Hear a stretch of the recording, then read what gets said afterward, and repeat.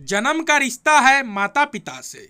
एक वृद्ध माँ रात को 11:30 बजे रसोई में बर्तन साफ कर रही है। घर में दो बहुएं हैं जो बर्तनों की आवाज से परेशान होकर अपने पतियों को सास को उलाहना देने को कहती हैं। वो कहती हैं, आपकी माँ को मना करो, इतनी रात को बर्तन धोने के लिए हमारी नींद खराब होती है। साथ ही सुबह 4 बजे उठकर फिर खटर पटर शुरू कर देती है। सुबह 5 बजे पूजा आरती करके हमें सोने नहीं देती, न रात को न ही सुबह। जाओ, सोच क्या रहे हो, जाकर माँ को मना करो। बड़ा बेटा खड़ा होता है और रसोई की तरफ जाता है। रास्ते में छोटे भाई के कमरे में से भी वही बातें सुनाई पड़ती है जो उसके कमरे में हो रही थी। वो छोटे भाई के कमरे में खटखटा देता है। छोटा भाई बाहर आता है। दोनों भाई रसोई में जाते हैं और माँ को बर्तन साफ करने में मदद करने लगते हैं। माँ मना करती है पर वो नहीं मानते।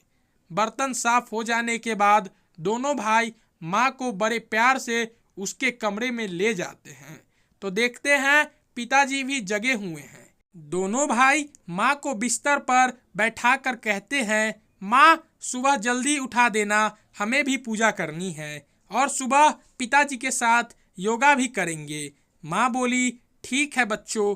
दोनों बेटे सुबह जल्दी उठने लगे। रात को 9:30 बजे पर ही बर्तन मांजने लगे तो पत्नियां बोली, माताजी करती तो हैं, आप क्यों कर रहे हो बर्तन साफ? तो बेटे बोले, हम लोगों की शादी करने के पीछे एक कारण यह भी था कि माँ की सहायता हो जाएगी, पर तुम लोग ये कार्य नहीं कर रही हो तो कोई बात नहीं, हम अपनी माँ की सहायता कर देते हैं। हमारी तो माँ है, इसमें क्या बुराई है। अगले 3 दिनों में घर में पूरा बदलाव आ गया।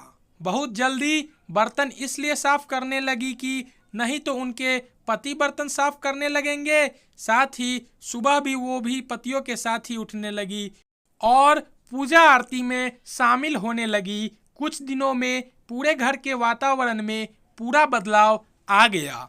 बहुएं सास ससुर को पूरा सम्मान देने लगी। माँ का सम्मान तब कम नहीं होता जब बहुएं उनका सम्मान नहीं करती। माँ का सम्मान तब कम होता है जब बेटा माँ का सम्मान नहीं करे या माँ के कार्य में सहयोग न करे।